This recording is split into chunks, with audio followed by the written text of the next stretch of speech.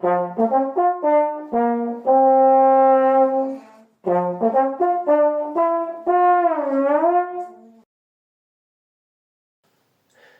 à tous et à toutes, bienvenue sur Trop de Passion. Donc on continue cette série sur le no push, ne pas appuyer, ne pas s'abîmer les lèvres.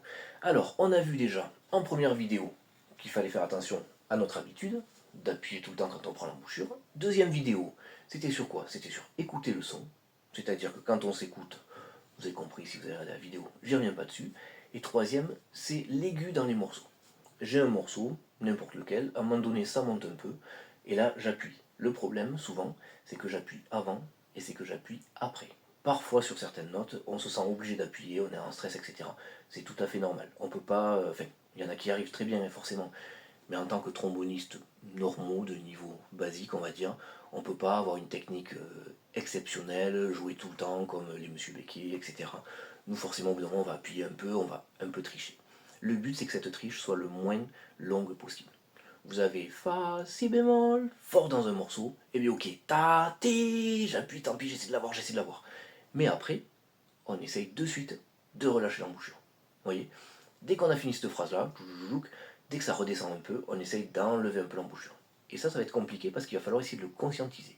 Donc quand vous travaillez les passages, vous avez un passage un peu dur, pas de souci. Ce qui est important, c'est de travailler l'avant et l'après sans le passage dur.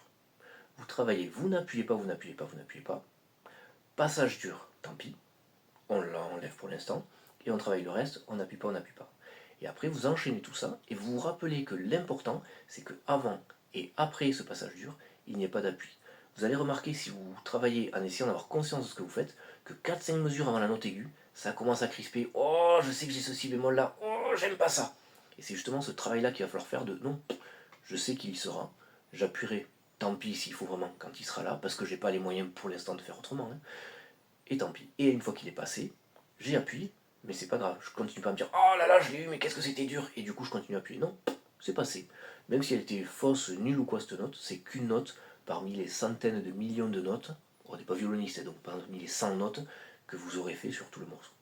Vous voyez, donc vraiment, on essaye de faire ça. Voilà. Est-ce que je peux vous prendre un petit exemple? Je vais vous faire un truc tout bête, on va partir. Vous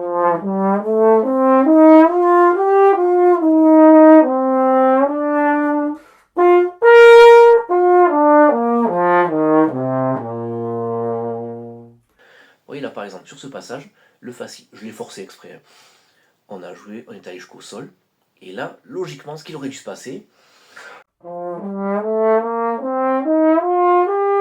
j'aurais commencé à appuyer parce que punaise, il y a le si bémol derrière. Et c'est ça qu'il faut travailler. Jusqu'au Sol, on est à l'aise, donc on n'appuie pas.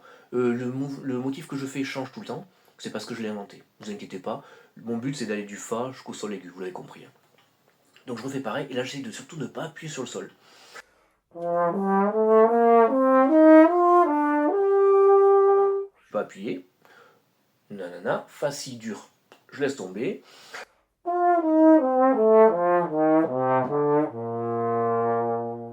Sur la montée et sur la détente, j'étais à l'aise. Et sur la descente, pardon, j'étais à l'aise, j'ai pas appuyé. Et donc maintenant, je joue toute la phrase, et le Fa si, que je le catch ou pas, c'est pas grave. Le tout, c'est d'être à l'aise avant et c'est d'être à l'aise après.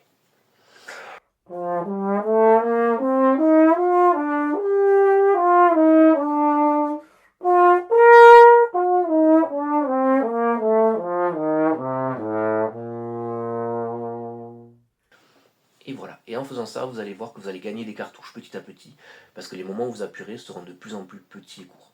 Donc le plus important vraiment, c'est avant, ne pas commencer à stresser, sentir, et pour ça, on travaille tout, sauf le passage dur. Comme ça, le cerveau il s'habitue à se dire non, mais là c'est tranquille, je verrai ce qui se passe après, être dans l'instant présent toujours. Et ensuite, une autre petite chose, quand vous respirez, si vous... Alors j'essaie de me mettre comme ça, je ne sais pas si vous allez voir, si vous respirez comme ça, la lèvre du haut est toujours collée. Alors que si on respire comme ça, en poussant avec le menton, la lèvre du haut est libre. Et donc il y a un peu de sang qui passe. Donc ça, vous pouvez le travailler. C'est un peu dur comme technique à avoir et à faire tout le temps. Il faut le travailler pas mal quand même. Mais vous jouez un morceau, vous jouez une pause de son par exemple. Je vais faire Fa et puis Mi en pause de son.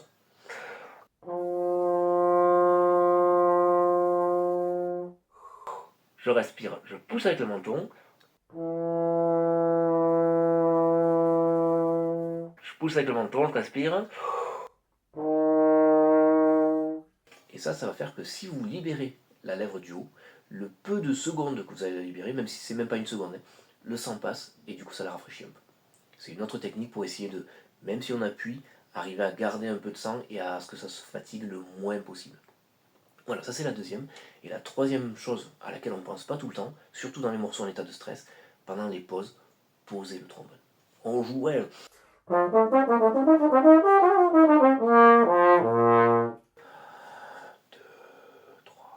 Et on repart.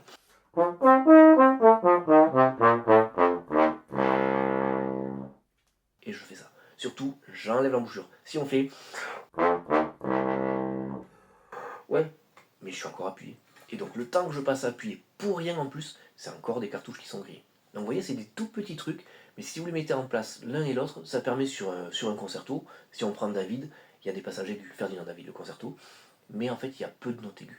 Et si vous arrivez à faire ce travail-là, de détendre avant, de détendre après, même si vous appuyez sur les notes aiguës, vous arriverez à le finir sans être complètement cramé. Alors que si vous appuyez fa, mi, fa, sol, mi, fa, sol, la, si, do, ré, mi, tout en là vous allez arriver à la fin séché. Au mieux, vous arriverez quand même à la fin, mais de toute façon, vous ne pourrez pas prendre de plaisir parce qu'au bout d'un moment, la souffrance est telle qu'on prend plus de plaisir, ça vibre pas bien, on n'est pas à l'aise, quoi. Voilà. Donc c'était une petite vidéo sur le no push toujours, la troisième. Donc c'était sur l'aigu. N'hésitez pas à me dire si ça vous a intéressé, si ça vous a pas intéressé.